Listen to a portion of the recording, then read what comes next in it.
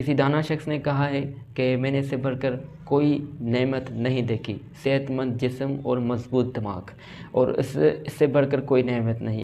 नाज़रीन, जब से ये डिजिटल दौर आया है, जब से ये स्क्रीनिंग का दौर तरक्की से आगे बढ़ रहा है, तो समाज में बड़ी तब्दीली नज़र आ रही है, जो दिख रही है। अब तब्दीली से मुराद ये नहीं, तब्दीली अच्छाई की तरफ ही हो रही है, कहीं कहीं लेक्स नज़र आती हैं, ठीक है। और मैंने देखा है, और आप भी देखें, इन चीज़ों में से ज़्यादातर उन्होंने फ़ायदा लिया है जिनकी सही तरह से कैरियर काउंसलिंग हुई है। कैरियर काउंसलिंग से मुराद कि उनको अवेयरनेस दी गई है, और उन्होंने अवेयरनेस दी गई है या उन्होंने ख़ुद मेहनत करके अवेयरनेस हासिल की है, वो उन पर है, लेकिन फ़ायदा उन्होंने सही तरह लिया है जिन्होंने पता है कि इनका सही इस्तेमाल क्या है।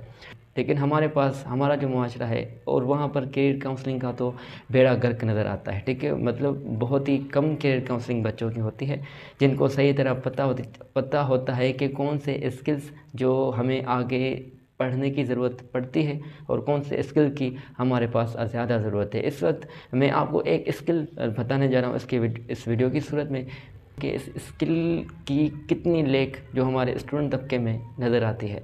वो स्किल कौन सा है? जब से ये दौर आया है, तो उन्होंने जब टाइम कंज्यूम किया है, तो उनका टाइम कैसे जा रहा है, कि कैसे उनका वक्त ज़ाया हो रहा है, वो तो उनका तो अंदाज़ा नहीं लगता, ठीक है। लेकिन मैं ये कहना चाहता हूँ कि जो स्किल है, वो स्किल है एनालाइजिंग, ठीक है। एनालाइजिंग एक ऐसा स्किल है जो आप किसी स्टूडेंट्स को, मेरा भी 5 साल का तजर्बा रहा है टीचिंग में, तो टीचिंग में मैंने जो ऑब्ज़र्व किया है, लोगों के पास अपनी ज़हनी सलाहियत बहुत ही कम हो चुकी है। ज़हनी सलाहियत से मुराद कि आपके पास अपनी ज़हानत क्या है, क्या बची है, आपके पास थिंकिंग पावर क्या है, there is very short, okay. Students के पास इंतहाई लेक इस स्किल में नज़र आती है। उनके पास अपना कोई तज्ज़िया नहीं होता, कोई आइडियोलॉजी नहीं होती, कोई उनके मुतल्लिक़ कोई नॉलेज नहीं होती, तो उनको बहुत ही डिफ़िकल्टीज़ को आगे फेस करना होता है। आप किसी स्टूडेंट को कहें कि आप फ़लाँ टॉपिक पर कुछ लिख कर दें, वो नहीं लिख सकता, कुछ चंद लाइन्स लिख कर वो स्टॉप हो जाता है, क्योंकि उनके पास